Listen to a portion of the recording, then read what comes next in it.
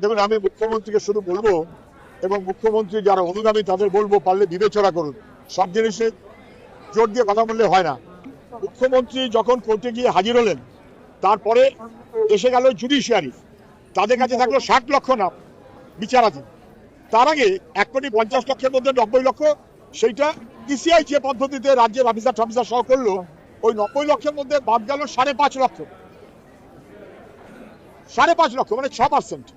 আর মুখ্যমন্ত্রী লক্ষ্য করার পর, উকিল হয়ে কোর্টে যাওয়ার পর, ট্রাস্ট ডেফিসিট সুপ্রিম কোর্ট বলার পর বাদ গেল যা, সেই বাদের সংখ্যাটা এসে দাঁড়ালো 60,27 লক্ষ।